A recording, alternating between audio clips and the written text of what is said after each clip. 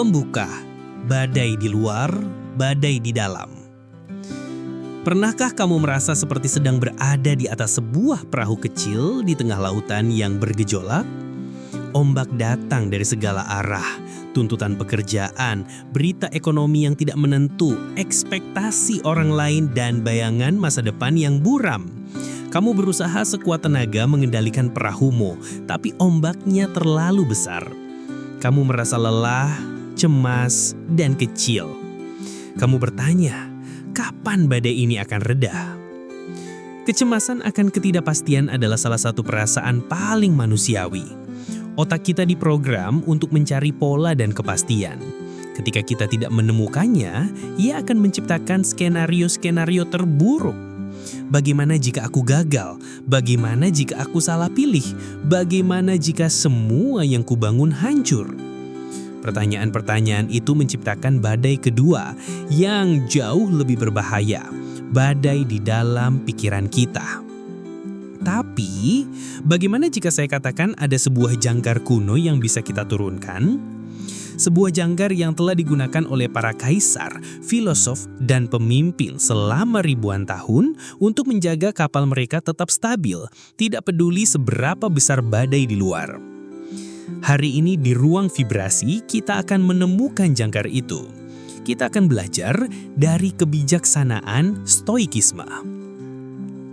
Bagian pertama, perkenalan pada sang kaisar dan filosofinya.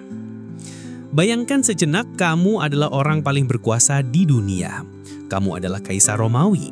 Namamu Marcus Aurelius. Kekuasaanmu absolut. Tapi hidupmu jauh dari tenang. Kamu menghadapi perang yang tak berkesudahan di perbatasan, wabah penyakit yang mematikan di dalam negerimu, pengkhianatan dari orang-orang terdekatmu, dan tanggung jawab atas jutaan nyawa. Setiap hari adalah ketidakpastian. Di tengah semua kekacauan itu, setiap malam ia menulis untuk dirinya sendiri. Bukan untuk dipublikasikan, tapi sebagai latihan untuk menjernihkan pikiran dan menguatkan jiwa. Catatan-catatan pribadinya itu kini kita kenal sebagai buku Meditations. Dari tulisan-tulisannya, kita belajar tentang sistem operasi mental yang ia gunakan, stoikisme. Stoikisme bukanlah filosofi pasif yang menyuruh kita menerima nasib begitu saja. Sebaliknya, ini adalah filosofi yang sangat aktif dan praktis untuk menghadapi dunia yang tidak bisa kita prediksi. Dan inti dari semua ajarannya bisa dirangkum dalam satu prinsip yang sangat kuat. Sebuah prinsip yang jika kamu benar-benar memahaminya, bisa mengubah caramu melihat kecemasan untuk selamanya. Prinsip itu adalah dikotomi kendali. Bagian kedua, dikotomi kendali, senjata utama melawan cemas. Filosof Stoik Epictetus berkata, hal-hal utama dalam hidup ada dua, yang berada di bawah kendali kita dan yang tidak berada di bawah kendali kita. Sesederhana itu, tapi dampaknya luar biasa. Mari kita bedah bersama. Apa saja yang tidak berada di bawah kendali kita? Opini orang lain tentang kita, keadaan ekonomi global, lalu lintas di jalan. Apakah seseorang akan membalas pesan kita? Hasil akhir dari sebuah usaha, apakah kita akan dapat pekerjaan itu atau tidak? Masa lalu dan masa depan. Hampir semua sumber kecemasan kita berasal dari sini. Kita menghabiskan begitu banyak energi mental untuk mencoba mengontrol hal-hal yang pada dasarnya memang tidak bisa kita kontrol. Lalu apa yang berada di bawah kendali kita? Hanya ada beberapa hal, tapi ini adalah hal-hal yang paling penting. Pikiran kita. Bagaimana kita memilih untuk berpikir tentang suatu situasi. Penilaian kita atau judgment, apakah kita menilai sebuah kejadian sebagai baik atau buruk? Tindakan kita, pilihan dan aksi yang kita ambil setiap saat. Keinginan kita, apa yang kita pilih untuk kita kejar. Para Stoik mempercayai bahwa jalan ketenangan adalah dengan menarik semua fokus dan energi kita dari lingkaran luar yang tidak bisa kita kendalikan dan memusatkannya sepenuhnya pada lingkaran dalam yang bisa kita kendalikan. Contoh praktis, kamu akan menghadapi wawancara kerja penting. Fokus yang salah, sumber cemas. Semoga pewawancaranya suka padaku. Semoga tidak ada kandidat lain yang lebih baik. Semoga pertanyaannya tidak sulit. Ini semua di luar kendalimu. Fokus stoik, sumber tenang. Aku akan riset perusahaan ini sebaik mungkin. Aku akan siapkan jawaban terbaik versiku. Aku akan datang tepat waktu dan bersikap profesional. Aku akan jujur pada diriku sendiri. Ini semua di dalam kendalimu. Hasil akhirnya di luar kendalimu. Tapi usahamu sepenuhnya milikmu. Dengan fokus seperti ini, apapun hasilnya, kamu tidak akan kehilangan harga dirimu. Bagian 3. The obstacle is the way. Mengubah racun jadi obat. Sekarang, mari kita bawa prinsip ini satu tingkat lebih tinggi.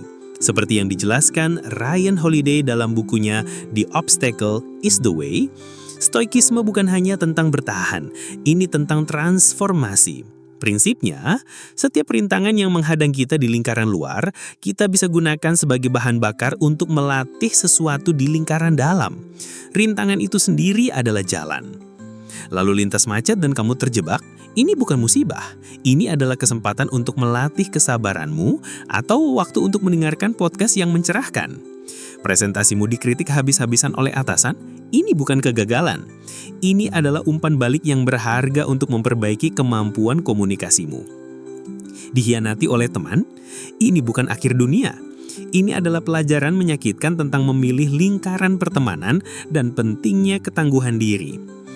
Marcus Aurelius menulis, tindakan kita mungkin terhalang, tapi tidak ada yang bisa menghalangi niat atau watak kita, karena kita bisa mengakomodasi dan beradaptasi.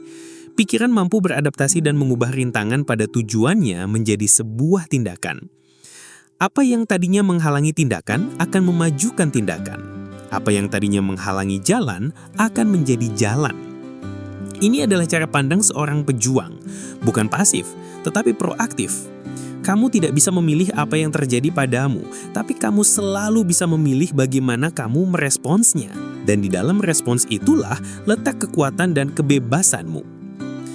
Bagian 4, perangkat stoik untuk latihan sehari-hari.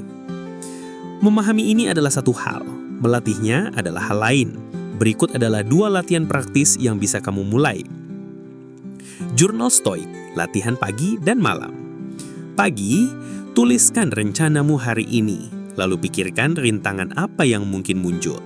Bayangkan bertemu orang yang menyebalkan atau menghadapi tugas yang sulit. Ingatkan dirimu bahwa tindakan mereka di luar kendalimu, tapi responmu sepenuhnya milikmu. Malam, refleksikan harimu, di mana kamu berhasil fokus pada kendalimu, di mana kamu terpancing oleh hal di luar kendalimu. Apa yang bisa dipelajari? Jangan hakimi dirimu, cukup amati. Latihan jeda dan respons. Setiap kali kamu merasakan emosi negatif muncul, marah, cemas, frustasi karena sesuatu di luar kendalimu, praktikkan ini.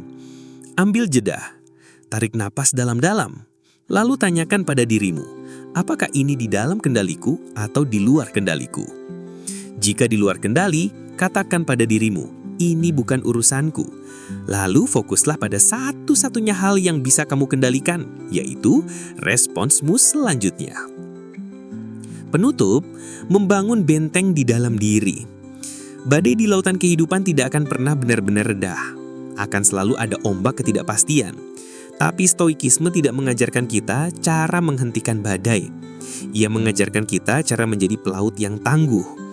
Ia mengajarkan kita cara membangun sebuah benteng batin, inner citadel, kata Marcus Aurelius, sebuah tempat di dalam pikiran kita yang tenang, kuat, dan tidak bisa ditembus oleh kekacauan dunia luar. Ketenangan sejati bukanlah ketiadaan masalah. Ketenangan sejati adalah kesadaran bahwa apapun masalah yang datang, kamu memiliki kekuatan di dalam dirimu untuk menghadapinya dengan bijak dan terhormat. Pikirkan satu hal yang membuatmu cemas saat ini. Tulis di kolom komentar. Lalu coba pisahkan, mana bagian dari masalah itu yang tidak bisa kamu kendalikan, dan mana satu tindakan kecil yang bisa kamu kendalikan hari ini.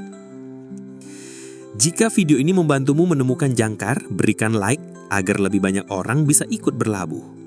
Subscribe ke Ruang Vibrasi, karena perjalanan kita untuk membangun benteng batin ini masih panjang. Terima kasih. Tetaplah kuat di tengah badai. Sampai jumpa.